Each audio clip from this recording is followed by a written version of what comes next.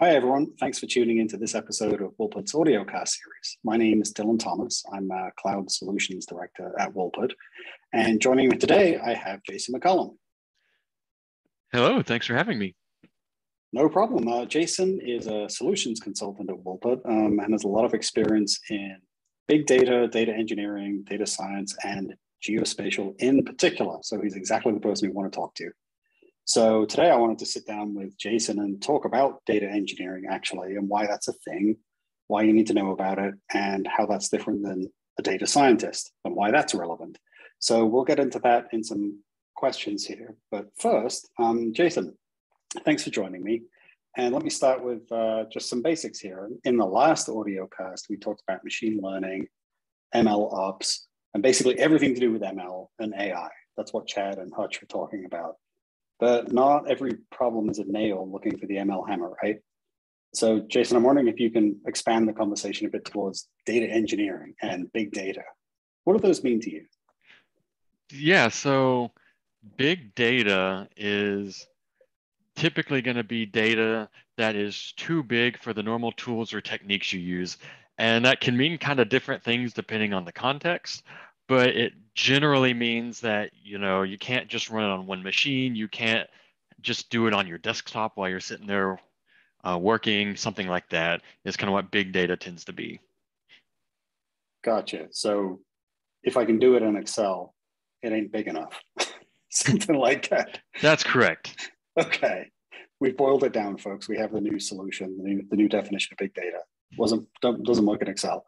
But the provenance of big data, the reason this term even came into being really was with the growth of the internet, big .coms, the likes of Google, the likes of Microsoft, who just had massive data sets they needed to deal with. And to your point, those traditional tools and techniques didn't really work for them. So can you give me an example from your recent life of where this applies, and just an example of why it's different? Yeah, so I think that one of the classic examples of big data and data engineering together is like with a Zillow or Redfin type of site, where you can, at the click of a button, get all of the properties in a city that are available, that are for sale or for rent, anywhere in the US pretty much instantly. And as you save properties and put them in a list or whatever, over time, you're going to get recommendations for properties like that. And for something like that, we're talking about hundreds of terabytes of data on all these properties and every individual user having something tailored for them that's ready instantly. Well, you can't just throw a single relational database instance at that and have that working. You would just completely lock up the machine. So you have to have a distributed way of serving up the data and also processing it so that it can be done in a timely fashion.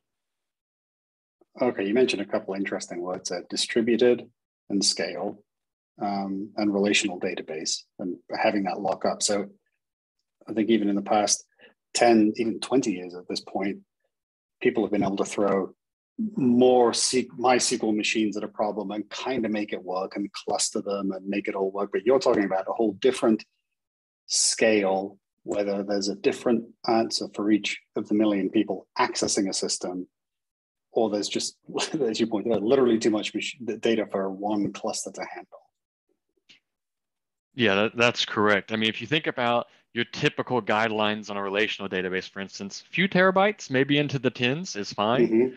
But yeah, like if you have a few hundred terabytes of real estate data, even just trying to read a simple query out of the table can be difficult just because there's so much data there to process.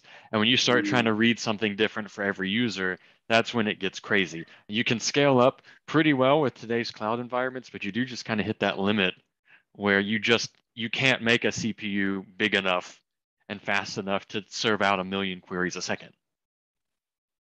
Yeah, got you. So it's sort of, it's not just processing the data in the first place, having lots of it.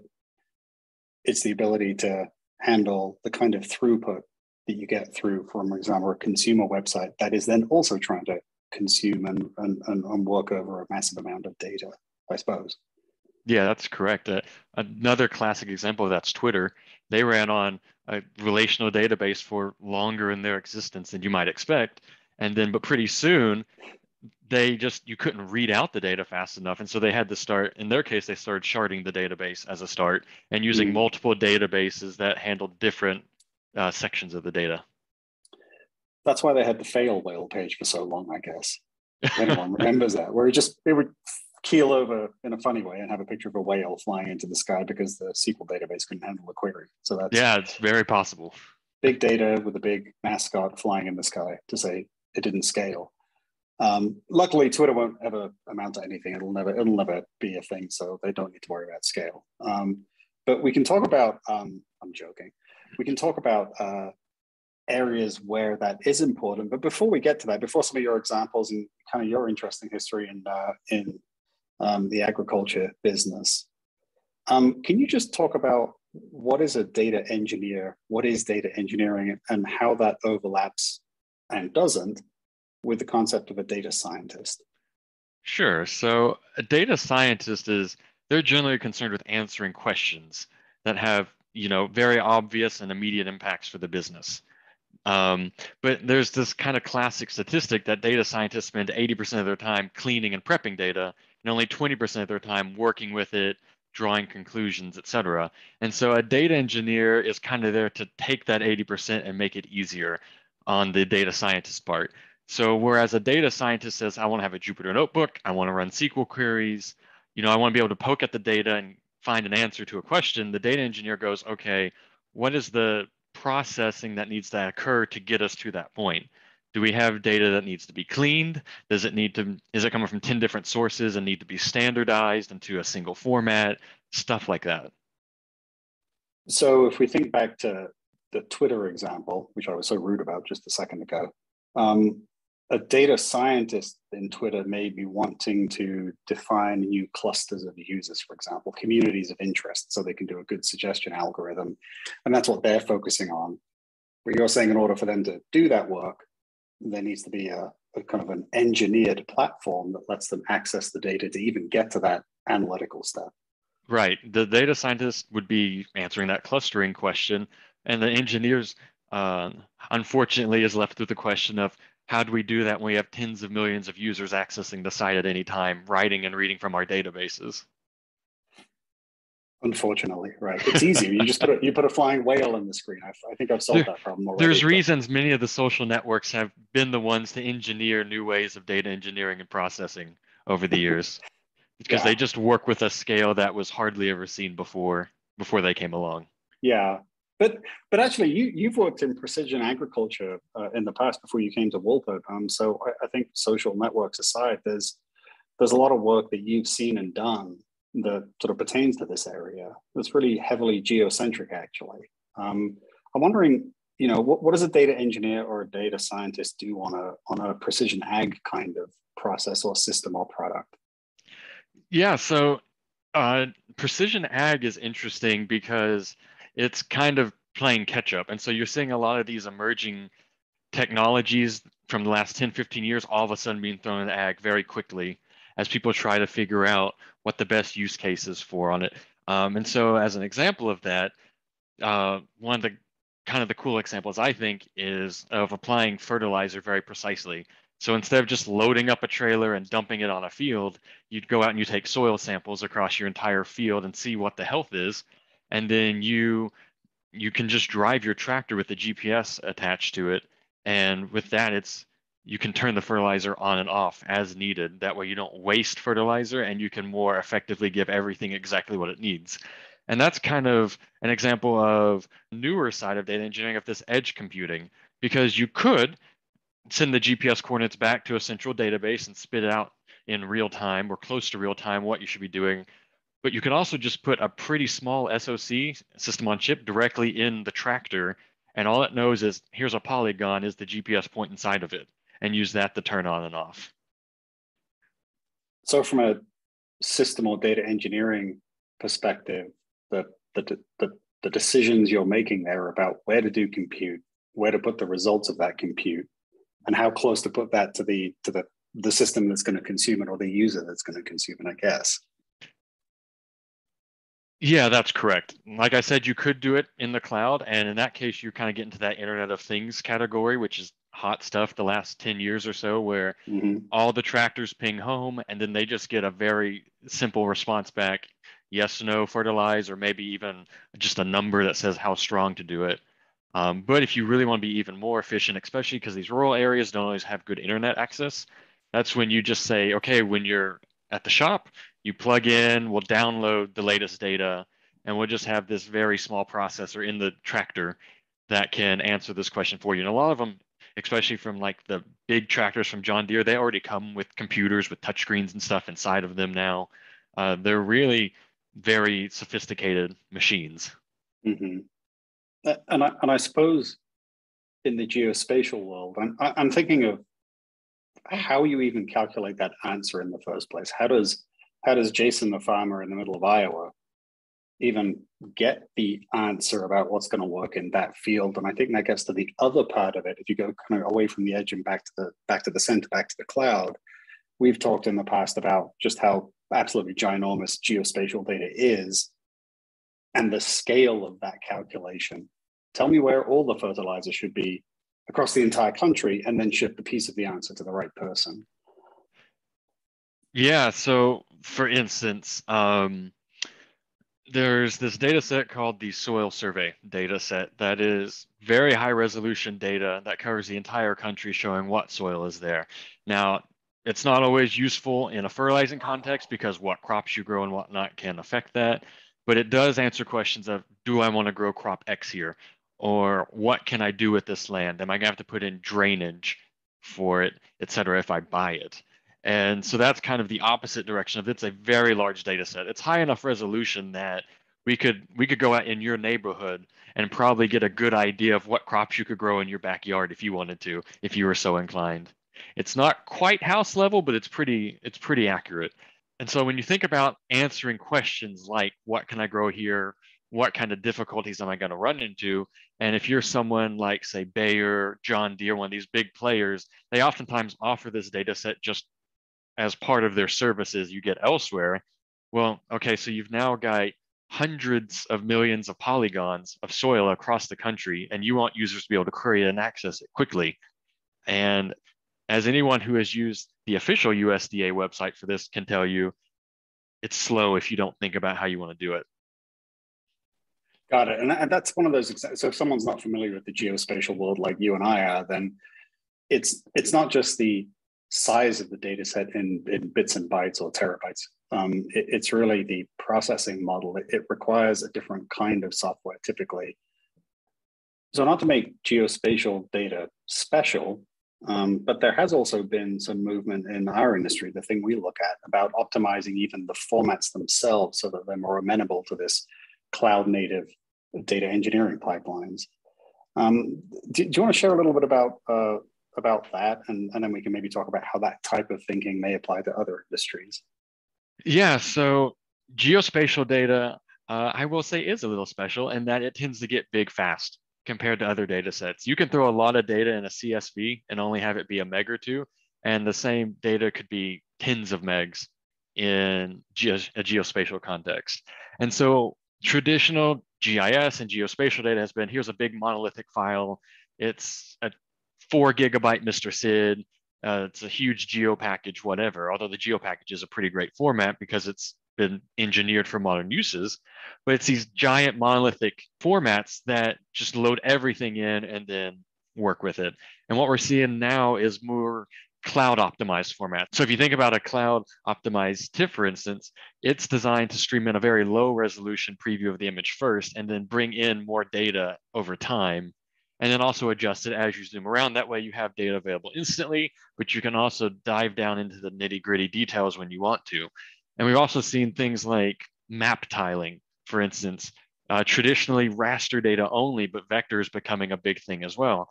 And as an example of that everyone has seen, if you think about Google Maps, if you pan really quickly, you'll see square chunks start loading in across the map, and that's tiling. Because rather than Google trying to clip an image and send it to you on the fly or do some sort of clip on their vector sources, they just say, here's a pre-rendered image that's ready to go. And if you zoom around too much, we'll send you another one.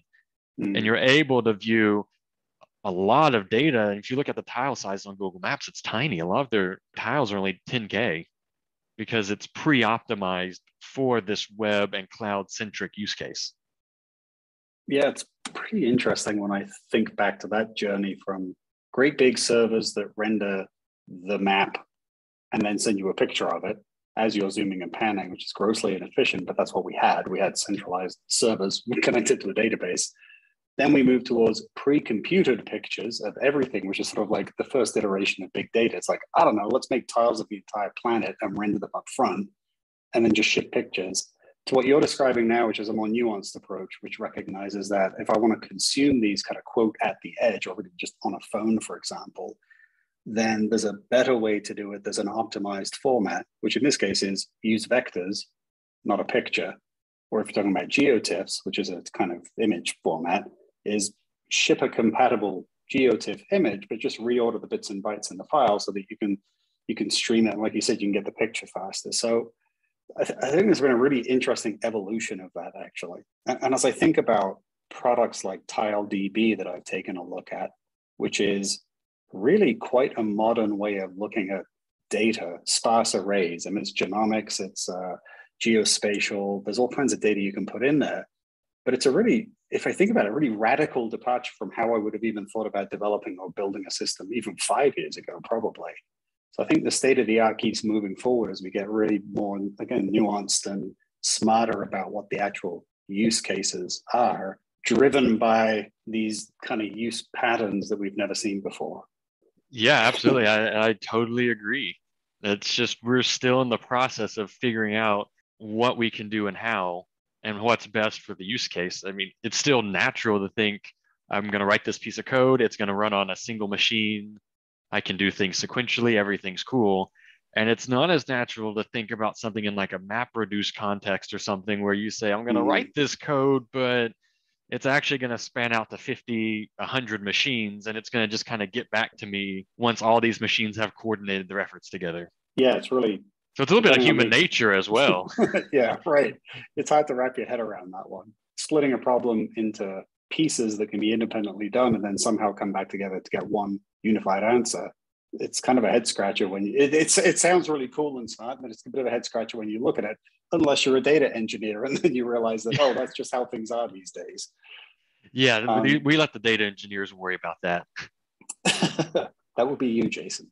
So, but what I think what's really interesting is we kind of like move to kind of wrap up a little bit here, but something you've really hit on without saying it, I suppose, is you can't just bring the same set of tools and the same set of ideas and the same starting point to the problem, even if the problem's the same. Just the size of the same problem is such that traditional approaches just don't work. And if you try and apply them, you can have a bad time. So I was wondering if I could ask you, just kind of by way of wrap up, how do you know that all this data engineering shenanigans and big data and everything, how does one know that they have a problem that looks like that's the answer? Yeah, so I think it's kind of the obvious answer to start with, but I think it's, does your current process work? Is the very first place to start. Right. Data engineering is not a small thing to start doing, and big data is not something to just casually start engineering on unless you know you need it. And so even if what you're doing is slow, if it's not too slow for your use case, it's fine. So it can take an hour to process something, but if you don't need it till the next day, then it doesn't really matter. It's interesting you would say that. We have a bit of a saying on our team about boring solutions and just doing the obvious thing first before you get fancy, because fancy is hard sometimes or often. And so, yeah, there's nothing wrong with like pushing the bounds on an existing system. And if it meets that business requirement, well, maybe it's okay. But then there's the sunk cost fallacy too, when you keep pushing and pushing for that infinitesimal, oh, we can make it work for another 6 months, whatever it is, shipping fertilizer data to tractors or what have you. But there's a certain point where this really different mindset truly opens things up and actually makes it a ton easier as well. Yeah, absolutely. And I think to your point, what you said there, we can make it last another 6 months. That's kind of a case of it not working. Right. If you're already aware that this is not going to work for the foreseeable future, if you have concerns about it and you're already not certain about it, then that's when it's probably time to start running some experiments and just kind of figuring out what, if anything, needs to be done. So, I mean, one of the common things you run into is, are you asking the right questions? Is the process that exists even correct? If you're trying to answer a very specific question, but you're writing a process to answer 100 questions no one's asking, well, then probably you just need to redefine your process for Hmm. your use case before you start saying, okay, we're going to build out this big distributed cluster, but 99% of the data is never going to get touched or used. And so I think, yeah, it's just where you start is, am I asking the right questions? And does the existing process answer that question reasonably efficiently? You don't have to sit there counting CPU cycles on every line of the program, Right. but have you made at least a decent effort to answer the right questions in the right way? You know, something comes to mind that we worked on our team, which is stream raster, where the business problem previously was less around our customers having rapid access to individual map tiles. These kind of asked someone, was like, what's the basic problem? Is it that the maps are too slow for the customer? I was like, no, not at all. You know, if it's 500 milliseconds, 200 milliseconds, or maybe even a second, it's like, well, 1 second isn't great, but it's okay. The real problem was that it took hours and hours to turn the raw data that we had into something that a customer could even view. So if we sort of solved the problem about just make the map fast, we were solving the wrong problem. We had to go figure out, how do you process a terabyte of data in under a few hours so that we can turn around and a customer can look at something the next day? You know, it wasn't about the milliseconds, it was about the hours, or in that case, days, that someone had to wait during that process. So it really resonates what you're saying there. Solve the right problem, solve the right question. Don't just go solve the thing that you think is the issue. Mhm. Take a little time to think about what the actual problem is. But the other thing you sort of said very briefly there, but I wanted to zoom in on it a little bit, was is experimentation. If data engineering is new, or even if it isn't actually, something I've seen you and the team do is just try things out just to see if the solution you have in mind fits the problem. Right. Yeah, that's also very important. Once you kind of get to that point of, okay, maybe I do need to start looking at kind of these more data engineering practices and big data practices, is what is the smallest slice that lets me try something out? So I've never used Airflow before. Can I spin up a server and just get the tutorial example they have running from start to finish? Can I take that and then maybe swap it out with a single bit of data from my own system, and just kind of starting from there and stepping up and seeing, is this the right direction? Is this working better than what we had before? Or do we need to think about something different? And one of the great things about the cloud that helps with that is going serverless. So all your major cloud providers have infrastructure already built for data engineering and big data. And so you don't need to spin up this giant Kubernetes cluster to handle Airflow schedules and schedulers and workers and all that. You can just say, okay, here's a managed service. Here's some Python code I would like to run every time an object's uploaded into cloud storage, for instance. And it can take care of the rest of that. And you can see the output, you can see how long it takes to run, and then you can start going from there. And yeah, you sometimes will pay a premium for that. But if you think of developer hours saved from serverless, oftentimes it's in your interest to go serverless and stay there for a long time. And yet you may eventually get to the point where you need to start managing your own servers or clusters to really refine the process. But that's really a discussion for another day. And yeah, I would just say starting serverless with little experiments is going to be the fastest and most iterative way to kind of figure out what's right for you and what isn't. So you said a couple of things there that I wanted to pull the thread on. The first one was about, you said slice. You said work on the smallest slice you can. And I think that's a really, really valuable lesson that data engineers and software engineers learn the hard way. Is if you try and sort of build your entire solution as layers in the cake, then you have to make the base layer first, and then you have to go find some jam and spread it on. You're building a whole cake before you even get to try and. But what I really like about this thin vertical slice is solve the problem end to end in the most narrow way you can, and you learn so much more about how things fit together and whether or not you even have the right ingredients or you're even baking the right cake, which dovetails into what I think you were saying about serverless. And that's the flexibility you have to just try a bunch of different recipes quickly without having to learn how to be a master baker. Correct. Yeah, absolutely. I mean, with your analogy, serverless is basically buying a box of cake and a tub of frosting from the store. Yeah, you don't get as much control over the flavors you're getting, but it makes it a whole lot quicker to make the cake. And Yeah, then once you're comfortable baking, then you can say, oh, what happens if I throw in a little extra chocolate here, or if I, do an extra egg or whatever. yeah.